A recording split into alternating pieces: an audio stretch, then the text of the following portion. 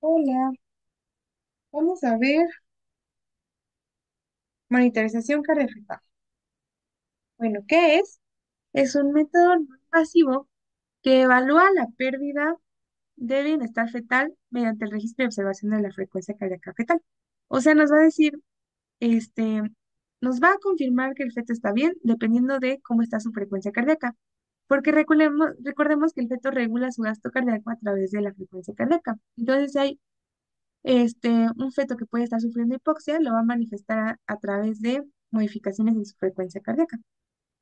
Ahora, esto pues es la fisiopatología del sufrimiento fetal y de la asfixia, que es, hay un intercambio, hay una reducción en el intercambio materno-fetal que hace que disminuya el aporte de oxígeno que nos lleva a hipoxemia, o sea, poco oxígeno en la sangre,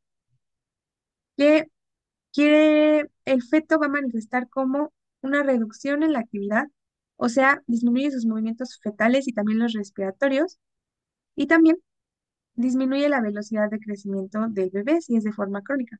Esto nos lleva a una hipoxia, que es que las células no reciben suficiente oxígeno. Entonces, aquí los mecanismos que activa es la de redistribución del flujo sanguíneo eh, a órganos que obviamente son de mayor importancia, o sea, disminuye la circulación en tejidos periféricos y la concentra en los órganos centrales, cerebro, corazón, riñón. Y además va a haber una activación de los quimiorreceptores que van a activar el sistema autónomo y que aquí, por ejemplo, podrán activar o hacer un reflejo parasimpático y producir, por ejemplo, meconio, que ya lo vimos en la clase de asfixia perinatal. Bueno, después, como las células están en hipoxia, necesitan hacer glucólisis anaerobia para poder llevar a cabo su metabolismo.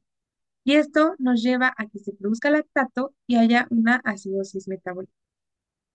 Ahora, por el otro lado, si se reduce el intercambio, también va a haber una retención de dióxido de carbono que hace que haya hipercapnia. La hipercapnia nos lleva a acidosis respiratoria y eso nos va a dar una acidosis mixta, porque ya tenemos acidosis respiratoria y metabólica, es mixta. Y este estado acidótico pues nos va a llevar. Ahora, la asfixia perinatal se define como la suma de hipoxia con acidosis y falla orgánica, que ya sería cuando llega a hacer daño tisular. Y ahora sí, la cardiotocografía es el estudio que mide la frecuencia cardíaca durante el embarazo, el trabajo de parto o el posparto. O sea, estudio que mide la frecuencia cardíaca fetal. Tiene que durar de 12 a 20 minutos, idealmente 20 minutos, para que podamos tener una visión más amplia de cómo está, porque lo normal es que la frecuencia cardíaca esté en constante variabilidad en constante variabilidad. Entonces, por eso es que necesitamos de mínimo 20 minutos para ver cómo es que realmente está, porque si la tomamos en menos de ese tiempo, nos puede estar hablando, por ejemplo, de una modificación normal. Ahora, a partir de la semana 18 de gestación, el sistema autónomo ya está maduro. Entonces ya puede empezar a hacer cambios en la frecuencia cardíaca, ¿no? El simpático y el parasimpático. Y va a ser mucho más evidente estos cambios y estas regulaciones a partir de la semana 32 a la 34 de gestación. O sea, ya casi cuando está a término. Entonces, las indicaciones es en cualquier paciente que esté en trabajo de parto, sin importar el riesgo. Cualquier paciente que esté en trabajo de parto. Ahora, el procedimiento consiste en que la máquina tiene dos transductores. Un transductor se pone en donde se escucha la frecuencia cardíaca fetal y el otro se pone en el fondo uterino. ¿Por qué? Porque tenemos algo que se llama triple gradiente descendiente, que es un fenómeno en la que la actividad uterina es mayor en el fondo porque ahí es donde están los marcapasos del útero. Y este fenómeno de triple gradiente descendiente hace que la contracción sí empiece en el útero, en el fondo del útero, pero permite que todas las partes del útero, desde arriba hacia abajo, alcancen la contracción máxima al mismo tiempo. Así, van a hacer como que la función de exprimir y hacer que el feto salga. Ese es el triple gradiente descendiente. Y esta fue ¿cómo se dice? Este cuadrito es una definición que dio la doctora. Ahora sí, pues el registro del tocógrafo se va a registrar así. Tenemos el papel y la parte de arriba nos está marcando la frecuencia cardíaca fetal y la parte de abajo nos marca las contracciones uterinas que se miden a través de un tocodinamómetro. Ahora, la hoja va a estar cuadriculada y cada cuadrito de altura representa 10 latidos por minuto. En el eje de las X tenemos pues la duración entre así, aquí empieza y aquí termina. O sea, es progresivo el tiempo, obviamente.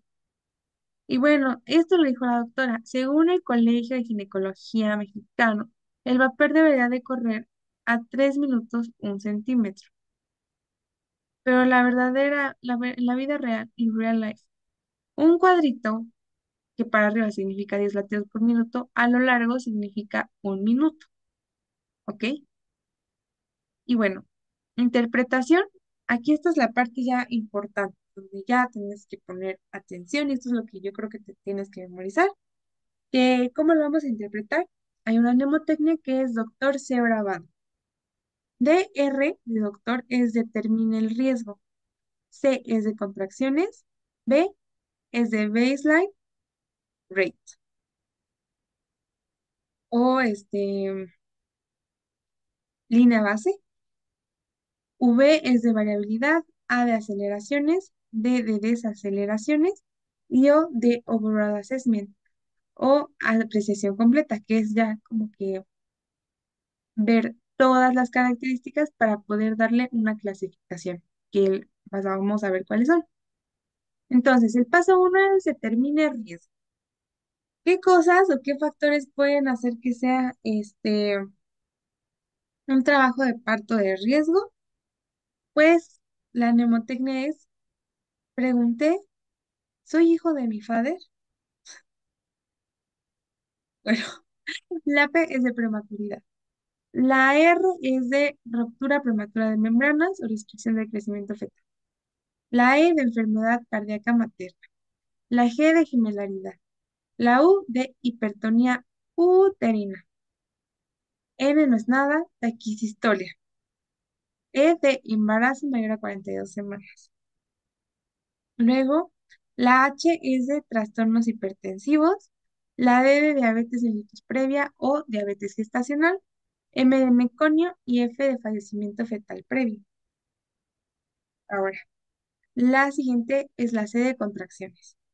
A las contracciones le vamos a evaluar tres cosas: la frecuencia, que es la que mide el tocodinamómetro, la intensidad y la duración.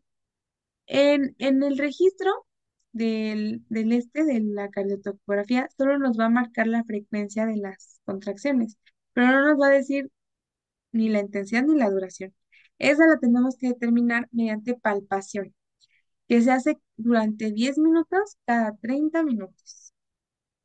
¿Ok? Ahora, lo normal, las contracciones es que tengamos menos de 5 en 10 minutos y la taquicistolia se define como más de 5 contracciones en 10 minutos, que pues es peligroso, porque puede llevar a asfixia del feto. Y eso se explica en el video de inducción y conducción del parto. Bueno, después tenemos la baseline rate de Brava. ¿Qué se refiere a frecuencia cardíaca que predomina en el estudio por más de 2 minutos? Requiere de mínimo 10 minutos para poder establecerse. O sea, debe de ser una frecuencia que está 2 minutos de 10 minutos. O sea, un registro que duró 10 minutos, mínimo 2 minutos deben de ser de la misma frecuencia cardíaca. Lo normal es que sea de 110 a 160 y está influenciada por prematuridad. La prematuridad hace que estén más taquicárdicos, la fiebre materna, obviamente, también la posición materna, dependiendo de cómo le llegue la sangre, puede ajustar su frecuencia cardíaca y también hay medicamentos que pueden cambiarla. Ahora, por ejemplo, aquí para mostrarte la baseline rate, te puedo mostrar, por ejemplo, esta imagen. Aquí, 140, 160. Este 160 dijimos que cada cuadrito son 10 latidos por minuto. Entonces, 140, 150, 160. Diríamos que la línea de base aquí son 160 porque es donde predomina, ¿no? Por ejemplo, si lo traspoláramos aquí, ay, es que no se ven los números en esta. Ay, esta está volteada. A ver, espera. En esta. La frecuencia base, pues en donde predomina más, como en esta línea, ¿no? Aquí está el 120, un cuadrito arriba que sería 130. Aquí la baseline rate es de, o la línea base, es de 130.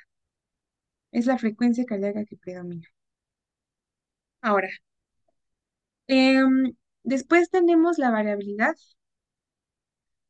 Este, alternancia en las frecuencias cardíacas, o sea que esta suba y baja, nos habla de bienestar, pero igual tiene que tener ciertas características, porque no todas van a ser normales, ¿no? Bueno, algo que sí debemos de tener bien claro es que la frecuencia cardíaca nunca debe ser un trazo eléctrico, siempre debe de tener esa alternancia, esa variabilidad. Hay cuatro tipos de variabilidad. La ausente, que es cuando el trazo es precisamente isoeléctrico. Esto es anormal. Se puede deber, por ejemplo, a causas no patológicas como el ayuno, la deshidratación o que el bebé esté durmiendo, pero para comprobarlo podemos darle líquidos a la paciente para descartar que sea por deshidratación o mover la panza para que el bebé despierte. Y entonces así vamos a confirmar si es por alguna causa no patológica o si de plano es por que ya el bebé está muerto. Si no hay variabilidad, puede ser que el bebé ya esté muerto. Luego mínima, esta es cuando sube en rangos, bueno, sube o baja en rangos de menos de 5 latidos por minuto sobre la frecuencia base. La moderada es un rango de más de 6 a 25 latidos por minuto en igual sobre la línea base. Mínima y moderada son normales. Y tenemos la variabilidad marcada, que es más de 25 latidos por minuto encima de la línea base, y eso ya es anormal. ¿Ok? Otras, por ejemplo, son la sinusoidal, que es esto, que se conoce como forma en dientes de sierra. O sea, sí está, digámoslo así, variando, va de 120 a 140, pero en realidad esto es que se está manteniendo constante. Está siempre haciendo lo mismo, 120, 140, 120, 140. Cuando lo normal es que tenga alternancia, o sea que esté un ratito aquí, un ratito en 130, en 120, suba a 140, o sea que tenga más variabilidad. Esto es una constante, aquí no está teniendo nada de alternancia, ¿ok? Lo que buscamos es un trazo así. Entonces, nos vamos a ir acá. Por ejemplo,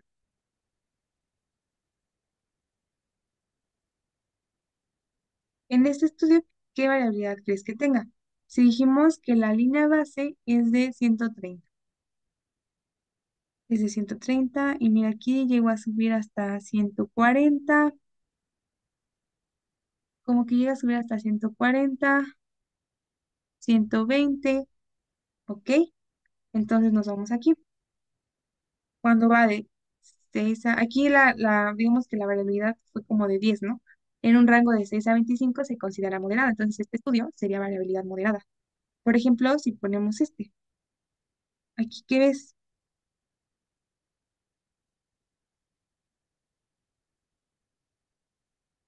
Pues la línea es literalmente isoeléctrica. La línea base que es 130, ¿no? Siempre se está manteniendo en el mismo, pero no hay variabilidad. Aquí la variabilidad es ausente, ¿ok? A ver, otro estudio. Por ejemplo, aquí no podemos ver como tal cuál es la línea de base, pero sí podemos ver que la variabilidad es muy alta, ¿no? O sea, vence o sobrepasa los más de 25 latidos por minuto. Entonces ahí sería ya marcada, marcada. Y aquí tengo un ejemplo de la sinusoidal. La sinusoidal se ve así.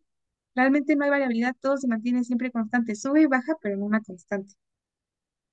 Y ya. Luego vamos con las aceleraciones, que es un incremento de más de 15 latidos por minuto eh, de la línea base, pero que regresa. O sea, algún tiempo se mantiene arriba, pero regresa. ¿Ok? Tu presencia nos indica bienestar fetal, o sea que el bebé está reactivo, que se está, por ejemplo, que se está moviendo y se aumenta su frecuencia cardíaca o así. Pero cuando no hay aceleraciones, hay que sospechar de sufrimiento fetal. O sea, ¿por qué ese bebé ya no se está moviendo? ¿Y qué dijimos? Cuando el bebé tiene sufrimiento, uno de sus mecanismos de defensa es reducir los movimientos precisamente para guardar oxígeno para los órganos más importantes. Entonces, si no hay aceleraciones, sospecha de sufrimiento fetal. Y cuando vemos líneas intercortadas, esas no se cuentan como aceleraciones, es movimiento. Y ahorita te voy a mostrar. Por ejemplo, en este estudio, ¿cuántas aceleraciones ves? O sea, que esté por encima de 25 latidos por minuto de la línea base. Dijimos que la línea base es 130, entonces veríamos 1, 2, 3, 4, 5, 6, 7. O sea, ¿cuántas veces hay por lo menos dos cuadritos y medio para arriba de la línea base? ¿Ok? Por ejemplo, acá. Ay, no, esto está muy fea. Esta. ¿Cuántas aceleraciones ves? La línea base dijimos que es 130. Entonces, ¿cuántas veces el registro marca dos cuadritos y medio por encima de la línea base? Uno, dos, tres, cuatro, cuatro. Luego, vamos con las desaceleraciones, que es un descenso de más de 15 latidos por minuto de la línea base. Aquí es incremento y aquí es descenso. De la línea base y que dura más de 15 segundos. Es un reflejo para reducir el gasto cardíaco en estrés para mantener el metabolismo aeróbico del miocardio. O sea, ¿qué quiere decir? Estas desaceleraciones tienen una relación directa con las contracciones. Porque cuando el útero se contrae, entonces reduce digamos, reduce el oxígeno que le llevan, que le llega al feto, porque el músculo al contraerse va a tapar los vasitos, entonces ya no le va a llegar sangre y oxígeno al feto. Entonces lo que hace es reducir su frecuencia cardíaca para mantener su gasto cardíaco, bueno, más bien para reducir su gasto cardíaco, pero mantener el metabolismo aeróbico en el miocardio. O sea, utilizar, hacer que el corazón lata menos para que utilice menos oxígeno. ¿Ok? O sea, en pocas palabras es el contrario de las aceleraciones. Y aquí también tenemos cuatro tipos. Las precoces, que son menores a 30 segundos y después de la desaceleración recupera la frecuencia cardíaca normal. Aquí podemos ver cómo se ve la frecuencia cardíaca y la contracción que coinciden. Las dos coinciden porque precisamente es por eso que se está haciendo la desaceleración fisiológicamente, porque hay una contracción. Entonces, cuando la contracción está en su punto máximo, la frecuencia cardíaca también baja en su punto máximo. Esto es normal, las desaceleraciones precoces. Después tenemos las variables, que también duran menos de 30 segundos, pero aquí la característica es que no hay concordancia con la contracción. Es decir, acá estuvo la desaceleración y acá estuvo la, la contracción, o sea, están desfasadas. No tendría por qué haber una desaceleración, o sea, una disminución del gasto cardíaco, tan marcada por más de 15 segundos si no está coexistiendo con una contracción, ¿no? Eso está mal. Y nos está hablando de una reducción del retorno venoso por una compresión del cordón. O sea, aquí ya lo que está reduciendo el aporte de oxígeno ya es que hay un problema en el cordón, no como tal, por esa contracción. Por eso se ve así. ¿Qué podría comprimir el cordón? Por ejemplo, una circular o una salida del cordón, porque a veces se les puede salir el cordón por la vagina cuando todavía no nace el bebé y ya. Después, la tardía dura 30 segundos, bueno, más bien aparece 30 segundos después de la contracción. Y la diferencia con esta es que esta empieza cuando la contracción está en su punto más alto. Así, cuando la contracción está en su punto más alto es cuando la desaceleración comienza. Aquí si te das cuenta, bueno, acá la diferencia es que pasa más tiempo entre este, ¿ok? O sea, estas se van a ver súper juntitas, estas se van a ver súper, súper, súper juntitas. Yo creo que mi dibujo me quedó algo parecido, pero la diferencia es que estas se van a ver muy juntitas y estas se van a ver más separadas. Ahorita te voy a enseñar una foto. Y, por ejemplo, una causa de estas tardías es el oligohidramnios. Em, y bueno, por último tenemos las prolongadas, que es cuando duran más de 3 minutos, o sea, la frecuencia cardíaca se reduce por más de 3 minutos. Y cuando esta es menor a 80 latidos por minuto y nos está indicando sufrimiento agudo. En otras palabras, son desaceleraciones que no regresan a la línea base, porque ya se mantuvieron mucho tiempo haciendo una bradicardia, ¿no? Y pues te voy a mostrar una imagen. Por ejemplo, aquí tenemos la desaceleración variable. ¿Qué hora dijimos que era la variable? Esta, cuando no concuerda con las contracciones. Si te das cuenta, aquí está la contracción. Bien en medio, entre contracción y contracción, se forma la desaceleración. Esta es la variable. Pero, por ejemplo, ve una contracción tardía. Ay, creo que no le saqué captura. Pero las tardías se van a ver así súper, súper juntitas. Aunque te quedes con eso, las tardías se ven súper juntitas y ya viste que las variables prácticamente pasan entre contracción y contracción. A lo mejor aquí le tuve que hacer otro dibujito.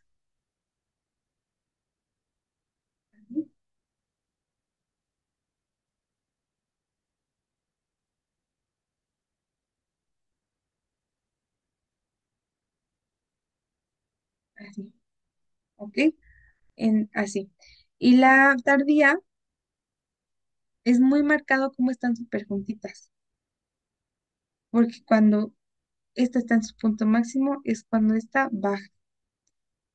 ¿Ok? Estas van juntitas y estas van más separadas, como te mostré en la imagen de acá. En la imagen. Otra vez quiero que la veas. Aquí está. Si fuera una tardía, la veríamos justo aquí, mira, tras, tras, tras. O sea, sí concuerda con las contracciones, pero desfasado, ¿no?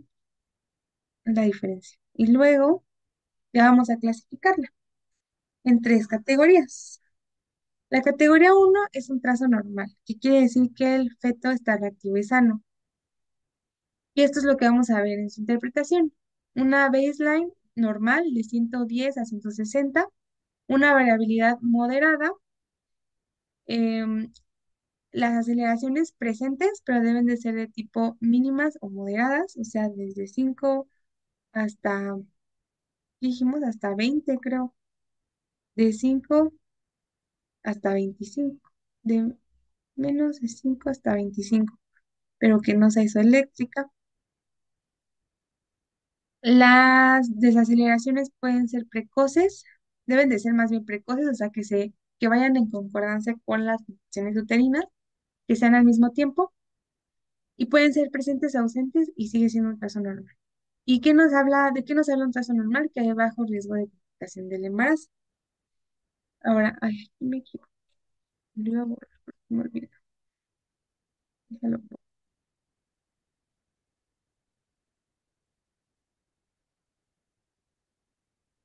ignora eso, no era nada.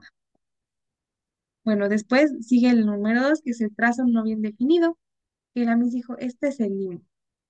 Depende, si se toman medidas para mejorar la perfusión fetal y la frecuencia cardíaca, puede pasar a ser un trazo normal, pero si no, ya pasa a ser un trazo 3. O sea, es modificable. Dependiendo de lo que tú hagas, depende si pasa a categoría 1 o a categoría 3. La categoría 3 es un trazo anormal que se asocia ya con alteración ácido-base, o sea, ya con asfixia. ¿Qué vamos a ver? Baseline en bradicardia, o sea, por debajo de 110. La variabilidad ausente, o sea, va a ser un trazo isoeléctrico. La aceleración en patrón sinusoidal, que dijimos que si sube, si baja, pero se mantiene siempre constante. Y las aceleraciones que pueden ser tardías o variables, o sea, que van sin concordancia con las contracciones uterinas. Y para poder valorar la integridad del registro debe de tener 80% de integridad, o sea, que el 80% del registro no tenga líneas cortadas. Y ya, y ahora, pues ya eso sería todo. Si quieres nos podemos juntar un día y ver más tocogramas, pero siento que no está tan difícil.